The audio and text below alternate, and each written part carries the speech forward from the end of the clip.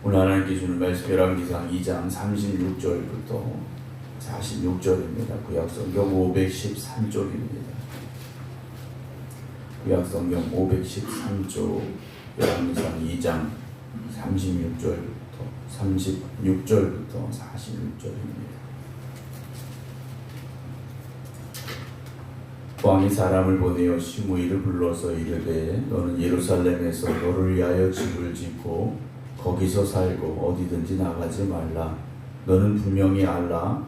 네가 나가서 기드론 시내를 건너는 날에는 반드시 죽임을 당하리니 네 피가 네 머리로 돌아가리라. 시므이가 왕께 대답하되 이 말씀이 좋사오니 내 주 왕의 말씀대로 종이 그리하겠나이다 하고 이에 날이 오래도록 예루살렘에 머무니라. 3년 후에 시므이의 두 종이 가드왕 마아가의 아들 아기스에게로 도망하여 간지라. 어떤 사람이 시므이에게 말하여 이르되 당신의 종이 가드에 있나이다. 시므이가 그 종을 찾으려고 일어나 그의 나귀의 안장을 지우고 가드로 가서 아기스에게 나아가 그의 종을 가드에서 데려왔더니 시므이가 예루살렘에서부터 가드에 갔다가 돌아온 일을 어떤 사람이 솔로몬에게 말한지라. 왕이 사람을 보내어 시므이를 불러서 이르되 내가 너에게 여호와를 두고 맹세하게 하고 경고하여 이르기를 너는 분명히 알라. 네가 밖으로 나가서 어디든 가는 날에는 죽임을 당하리라 하지 아니하였느냐. 너도 내게 말하기를 내가 들은 말씀이 좋으니이다 하였거늘 네가 어찌하여 여호와를 두고 한 맹세와 내가 네게 이른 명령을 지키지 아니하였느냐. 왕이 또 시므이에게 이르되 네가 네 마음으로 아는 모든 악 곧 내 아버지에게 행한 바를 네가 스스로 아나니 여호와께서 네 악을 네 머리로 돌려보내시리라. 그러나 솔로몬 왕은 복을 받고 다윗의 왕위는 영원히 여호와 앞에서 견고히 서리라 하고 여호야다의 아들 분하에게 명령하며 그가 나가서 시므이를 치니 그가 죽은지라. 이에 나라가 솔로몬의 손에 견고하여지니라. 아멘. 이제 솔로몬이 아버지 다윗의 뒤를 이어서 왕이 됐습니다. 왕이 되었지만 그 앞에 여러 가지 많은 문제들이 남아 있었고 그 문제들을 이제 하나하나 해결해 나아가는 과정 중에 있음을 이제 말씀을 통해서 계속 보고 있습니다. 그 중에 이제 어찌 보면 마지막 문제라고 할 수 있는 시므이라는 사람이 등장을 합니다. 이 시므이라는 사람은 다윗이 아들 압살롬이 반란을 일으켰을 때 예루살렘 성을 떠나 피난을 가던 중에 나와서 다윗을 저주했던 사람이죠. 이 시므이라는 사람은 베냐민 족속으로 사울의 친족입니다. 그래서 나와서 다윗을 저주했죠. 근데 다윗의 군대가 이 시므이를 죽이려 생각을 할 때 다윗이 말렸습니다. 하나님이 주신 음성일 수도 있고 하나님께서 갚아주시기를 다윗은 고백했었는데요. 오늘 그 시므이가 다시 등장을 합니다. 36절 보면 왕이 사람을 보내어 시므이를 불러서 이르되 너는 예루살렘에서 너를 위하여 집을 짓고 거기서 살고 어디든지 나가지 말라 했습니다. 그러면서 기드론 시내를 건너는 날에는 반드시 죽임을 당하리라 라고 솔로몬이 시므이에게 경고를 합니다. 예루살렘 안에서만 살아라 라고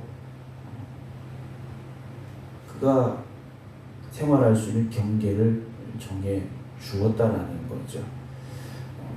그럼 시므이라는 사람이 왜 갑자기 등장을 했습니까? 다윗이 물론 압살롬의 반란 때에는 용서를 했지만 이 사람을 계속 놔두면 아들 솔로몬에게 분명히 해가 될 만한 사람이라는 것을 다윗은 알고 있었습니다. 그래서 솔로몬에게 유언을 남겼었는데 이제 솔로몬이 아버지의 유언을 따라서 시므이를 불러서 죽인 게 아니라 기회를 줬습니다. 기회를 줬다라는 거죠. 우리에게 어떤 기회가 왔을 때 그 기회를 잘 잡아야 되고 잘 사용을 해야 됩니다. 오늘 시므이라는 사람은 자기가 죽지 않고 살 기회를 얻은 겁니다. 그럼 그 기회를 잘 붙잡아야 되고 잘 사용해야 되는 게 당연하겠죠. 솔로몬은 분명히 경고를 합니다. 네가 예루살렘 성을 나가서 기드론 시내를 건너는 날에는 반드시 죽임을 당하리니 네 피가 네 머리로 돌아가리라 경고했습니다. 38절에 시므이가 대답을 하죠.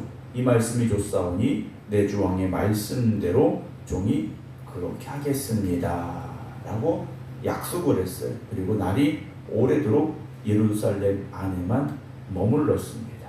예루살렘 성을 나가는 순간 죽는다라는 것을 이 시므이는 받아들였고, 그리고 성 안에서 날이 오래도록 잘 살았습니다. 그렇게 시므이가 오래도록 끝까지 잘 살았느냐? 오늘 성경은 그렇지 않다라고 이렇게 말씀해 주고 있죠. 39절 3년 후에 그랬습니다. 3년이 지나고 나서 시므이의 두 종이 가드왕 마가의 아들 아기스에게로 도망했습니다. 어떤 이유에서인지 종 두 명이 도망을 친 겁니다. 이 종이 어디 갔는가? 아마 시므이가 차지를 했겠죠. 근데 어떤 사람이 시므이에게 말합니다. 당신의 종이 가드로 갔습니다. 그래. 그러면 자신의 종을 보내든지 다른 사람을 보내서 찾아올 수도 있는데 시므이가 마음이 급했습니다. 종 두 명 때문에 목숨을 걸 일을 이 사람이 지금 하고 있다는 거죠. 그럼 왜 그랬을까? 세월이 지난 겁니다. 만 3년이 지난 겁니다. 솔로몬과의 약속을 잊어버렸을 수도 있고, 아마 시므이가 이쯤 되면 솔로몬도 이해는 해주겠지라는 생각을 했을지도 모릅니다. 종 두 명을 잡으러 예루살렘 성을 나갔고 기드론 시내를 건너서 종을 잡으러 가드로 가게 되죠. 그리고 가서 자기가 원했던 대로 종 두 명을 찾아서 예루살렘으로 돌아왔습니다. 아무 일 없이 잘 끝났습니다. 그런데 41절 보면 시므이가 예루살렘에서부터 가드에 갔다가 돌아온 일을 어떤 사람이 솔로몬에게 말한지라 그랬어요. 아마 이 시므이의 집 주변 사람들은 솔로몬과 시므이의 약속을 다 알고 있겠죠. 다 알고 있을 거라는 겁니다. 그 중에 누군가가 솔로몬에게 말을 한 거죠. 42절 솔로몬이 사람을 보내서 시므이를 불렀습니다. 내가 너에게, 여기 보면 아주 중요한 말씀이 나옵니다. 여호와를 두고 맹세하게 하고 경고하여 이르기를 했습니다.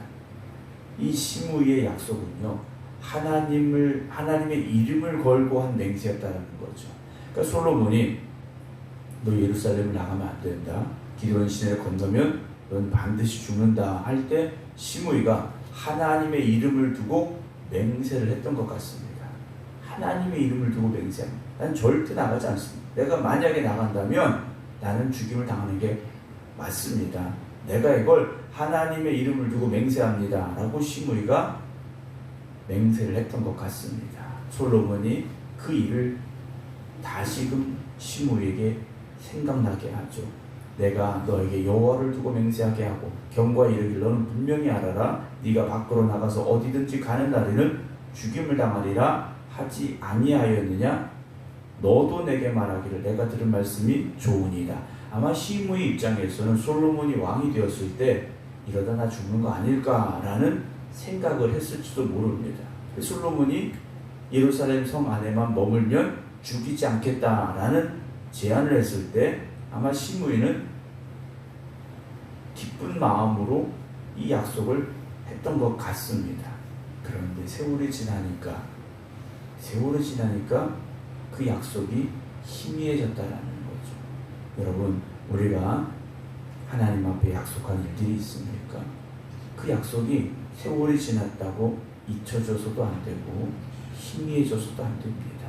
우리가 하나님과의 약속, 하나님 앞에 우리가 결심한 것들은 날마다 다시금 기억하시고 다시금 결단하시고 하나님과의 그 약속을 지켜갈 수 있는, 내 신앙의 결단을 온전히 지켜갈 수 있는 여러분 되시길 주님의 이름으로 축원합니다.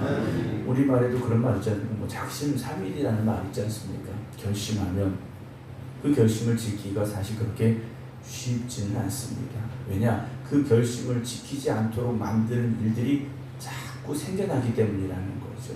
이런저런 핑계도 생겨나고요. 합리적인 이유도 생겨납니다. 그러나 하나님 앞에 약속한 것, 우리가 신앙생활을 결심했던 것들 여러분 다시 기억하시고요. 다시 결심하시기를 주님의 이름으로 축원합니다. 네가 어찌하여 43절입니다. 여호와를 두고 한 맹세와 내가 네게 이른 명령을 지키지 않았느냐라고 솔로몬이 시므이를 책망을 합니다. 너 하나님을 두고 맹세했잖아. 내가 너한테 분명히 명령했잖아. 이건 중요한 명령이지 않습니까? 왕이 내린 명령이에요. 그리고 하나님을 두고 한 맹세라는 겁니다. 이것보다 더 중요한 일이 무엇이 있겠습니까? 44절 솔로몬이 시므이에게 말합니다. 네가 내 마음으로 아는 모든 악곧 내 아버지에게 행한 바를 네가 스스로 아나니 여호와께서 네 악을 네 머리로 돌려 보내시리라 라고 솔로몬이 시므이에게 이 말을 하죠. 세월이 지났다고 그의 잘못이 없어진 게 아니었다라는 겁니다. 시므이가 아들 압살롬의 반란을 피하여 예루살렘 성을 비워주는 그 아버지 다윗의 마음에 엄청난 저주를 퍼부었던 그 죄가 없어진 게 아니었다라는 거죠. 물론 시므이 입장에서 세월 많이 지났으니까 그리고 왕이 바뀌었으니까 라고 생각을 했겠지만 그 죄가 없어진 게 아니었다라는 거죠. 여러분 죄라는 것은 세월이 지났다고 없어지는 게 아닙니다. 세월이 지났으니까 하는 옛날 얘기니까 할 수 있는 것이 아니라는 거죠. 죄는 철저히 회개해야 되고 그리고 회개한 그 죄는 다시금 범하지 않으려고 노력하고 또 날마다 결심해야만 그 죄를 다시는 짓지 않는다라는 거죠. 오늘 시므이는요 그 죄가 없어졌던 것으로 아마 스스로 생각을 했거나 아마도 어리석은 착각을 했던 것 같습니다. 46절에 여호야다의 아들 분야에게 명령을 내리죠. 그가 나가서 시므이를 치니 그가 죽었다라고 되어 있습니다. 그리고 이 나라가 솔로몬의 손에 더욱 견고하여져 갔다라고 성경은 기록을 하고 있습니다. 물론 시므이 입장에서는 종이 2명이 도망갔으니까 잡아와야 되겠죠. 그러나 그 잠깐의 이익 때문에 자기의 목숨을 잃게 됐다라는 겁니다. 여러분 별것 아닌 것에 우리의 영혼을 걸어서는 안 됩니다. 별것 아닌 것에 여러분 영혼을 걸고 정말 말해서 도박을 해서는 안 된다는 거죠. 여러분 우리가 하나님 안에서 살아가는 그 믿음의 자리를 끝까지 지켜가시기를 주님의 이름으로 축원합니다. 세상의 일이 당장 급해 보일 수 있습니다. 그게 더 다급한 문제로 우리에게 찾아올 수 있습니다. 그러나 당장 우리가 그 일 때문에 조금 손해보는 것 같아도요. 하나님이 기뻐하시는 길을 선택하면 하나님의 뜻대로 순종하면 하나님께서 갚아주시고 채워주시고 역사하심을 여러분들이 체험하는 은혜가 있게 될 줄로 믿으시기 바랍니다. 여러분 세상의 문이 닫히는 게 문제가 아니라 하늘의 문이 닫히는 게 문제라는 걸 우리가 알아야 됩니다. 세상의 문이 닫히면 하나님이 다시 열어주십니다. 그러나 하늘의 문이 닫히면 이 닫힌 문을 열 수가 없다라는 것을 우리가 두려운 마음으로 기억하시고 오늘도 하나님 하늘의 문을 열어 주시옵소서 기도하는 저와 여러분들이 되길 주님의 이름으로 축원합니다. 기도하겠습니다. 다윗을 저주했던 시므이가 솔로몬과의 약속을 어기고 예루살렘 성을 나가 갓까지 다녀왔습니다. 잃었던 종 2명을 찾아왔지만 그는 솔로몬과 약속한 그대로 자기의 목숨을 잃을 수밖에는 없었습니다. 오늘도 우리 앞에 찾아오는 세상의 일들을 바라보면서 잠깐의 이익 때문에 하나님과의 약속을 저버리고 하나님 앞에 결심했던 것들을 잃어버리고 있지는 않았는가 우리를 돌아보게 하여 주시옵소서. 세상의 문이 닫힐까 조바심 냈었습니까? 하늘의 문이 닫힐까 두려워할 수 있는 저희들 되게 하여 주시옵소서. 이번 한 주간도 하나님과의 약속을 굳게 지켜갈 수 있는 저희들 되게 하시고 우리 신앙의 결심을 지켜갈 수 있는 한 주간이 되게 하여 주시옵소서. 그래서 우리에게 열어주시는 하늘의 문이 하나님의 은혜가 임하는 통로가 되게 하여 주시옵시고 하나님이 역사하시는 축복의 통로가 되게 하여 주시옵소서. 이제는 우리 주 예수 그리스도의 은혜와 아버지 하나님의 극진하신 사랑하심과 성령님의 감동 감화 역사하심이 오늘도 하나님 하늘의 문을 내게 열어 주시옵소서. 기도드리는 모든 성도들 위해 이제부터 영원토록 함께 하시기를 간절히 축원하옵나이다. 아멘.